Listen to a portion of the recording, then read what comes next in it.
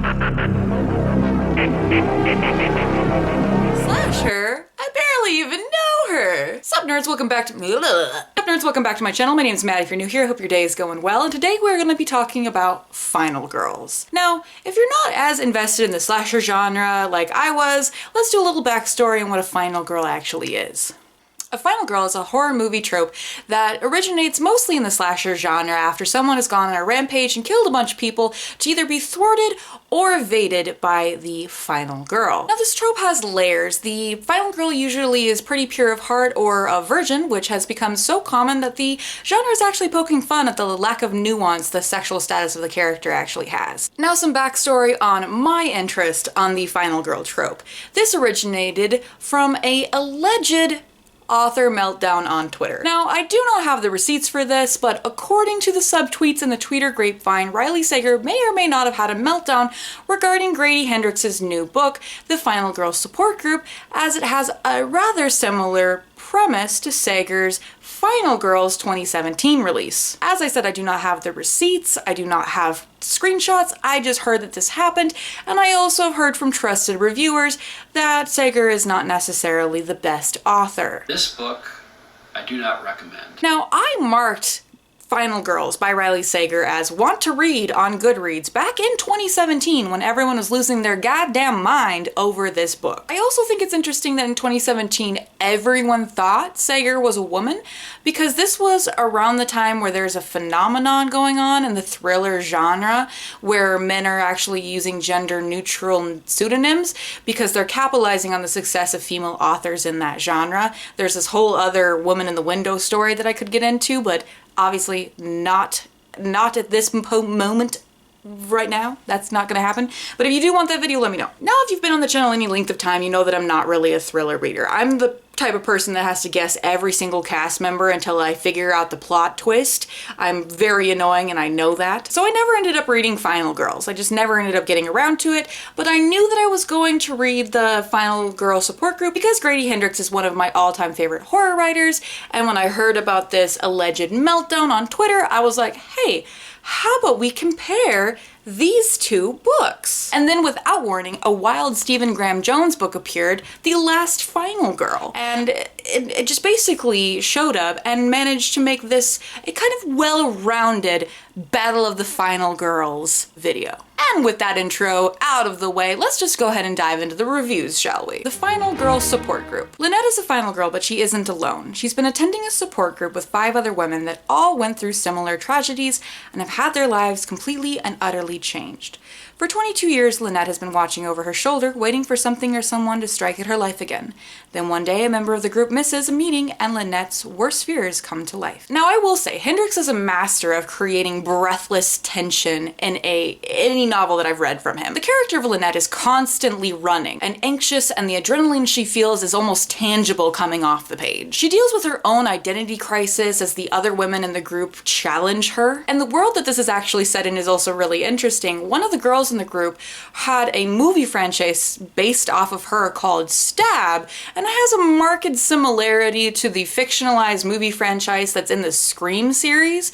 It almost felt like we were in a Final Girl MCU, and I was kind of waiting for like a bad boss or a bigger, badder boss to show up where they could all fight him, and I was kind of excited for that. Now, despite my hopes for a vicious fight to the death a la Thanos, that is not what we got here. Most of the book is spent with Lynette running from one trauma-addled accusation to the next, and it can get a little bit exhausting. She even at some point accuses an 8-year-old, like an 8-year-old child, of the murders.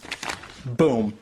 A child. Now, did this detract from my reading experience? Not necessarily. I will reveal my ultimate favorite book at the end of the video, so stay tuned. Final Girls by Riley Sager. Quincy was the only survivor at the massacre at Pine Cottage that she had gone to with a bunch of her college friends for a vacation. 10 years later, she is a medium-adjusted food blogger and has developed a penchant for downing Xanax with grape soda whenever the world gets her down. Quincy doesn't want to have anything to do with her past, which is helped by having a super convenient amnesia for the whole event. She keeps in contact with the police officer that saved her life that night, and the book really wants you to know that he's an attractive piece of man flesh. Seriously, the guy's introduced as having rolling hills of muscle.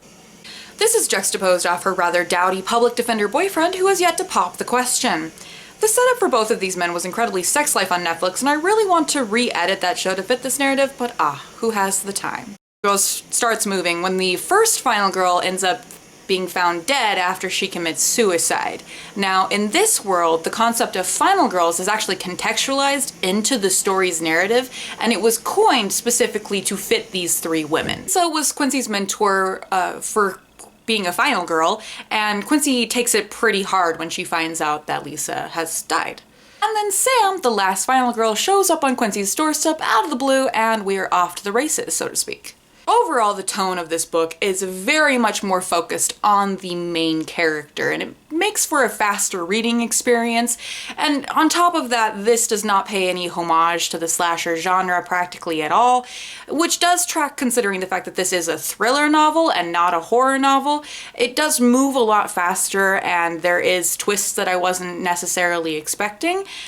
But I will say that it does not follow the slasher genre the way that I would have hoped it would. And on that note, on to more unexpected things. The Last Final Girl by Stephen Graham Jones. Now, I want to be able to give a good synopsis for this book, but I just can't. It was barely 200 pages and it was written like a screenplay, but not well. I had to go onto Goodreads and look at the reviews to cobble together what was happening while I read the book. I did see some reviews that were saying like if you have the audiobook it makes a little bit more sense, but I didn't have access to the audiobook, so I just read the ebook, and I will give you kind of a juxtaposed idea of what it was about. Lindsay is a homecoming princess who survived being attacked by a man in a Michael Jackson Billie Jean mask and is now the town's reigning final girl.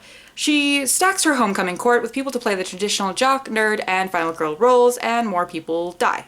This book felt like what a sequel pitch would feel like. I really couldn't tell you what the choice was behind the weird dialogue and the stage directions this book has. I can just really tell you it did not work for me, but you know what did work for me? My Heart is a Chainsaw by Stephen Graham Jones. This might be cheating, but this is my video, so I'm doing this. This follows Jade, who is completely and utterly obsessed with slashers and horror of all kind.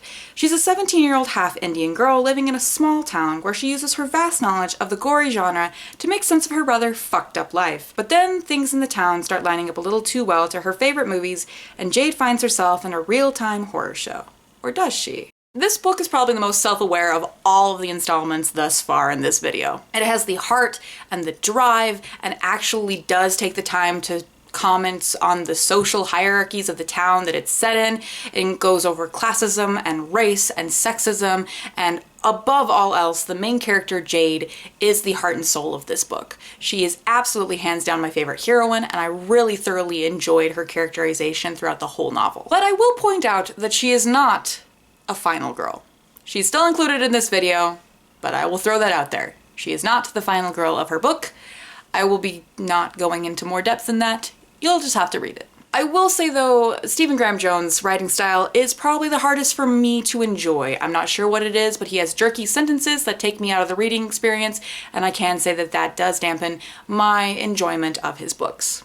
Before I go to the reveal of my favorite Final Girls book, I do want to talk about something very specific that I found interesting about these books. The definition of the final girl is that she survives, or she didn't get killed by either happenstance or gumption or pure fucking luck by whatever murderer that is attacking her and her friends or her family. She is still standing by the end of the book or movie. Now, for better or worse, all of these books did paint the villain as the reason that this girl survived the horrific experience that she went through. Through the blood and the pain, this woman has managed to stand on her own and defeat the evil that caused this horror that she went through. But these books do drive home that the evil was what created this strength. Now, I'm not a horror aficionado. I do not have the experience of watching all of these movies. I'm really just getting into them just now, as I'm now 27 and an adult. But on top of that, I am a girl with a camera and opinions, and I like to share them on the internet.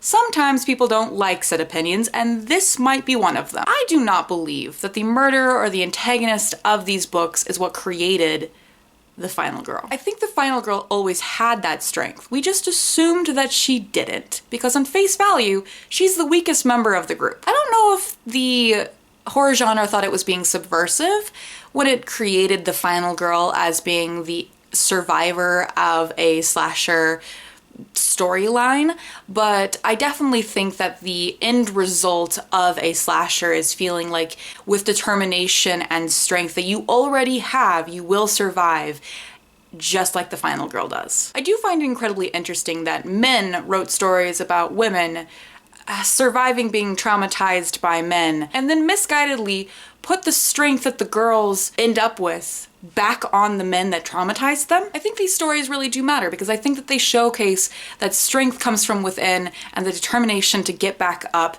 and keep fighting is in all of us, virgin status or not.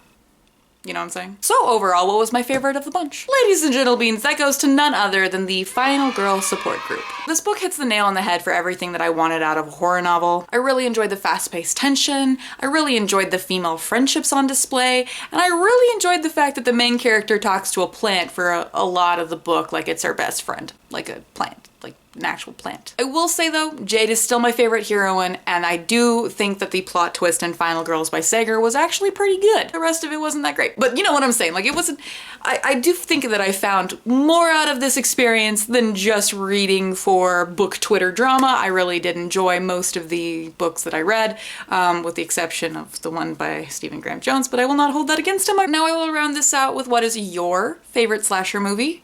Have you read any of these books? And should I battle something else next? All right, guys, I'm gonna go. Like, subscribe, all the good stuff. Bye!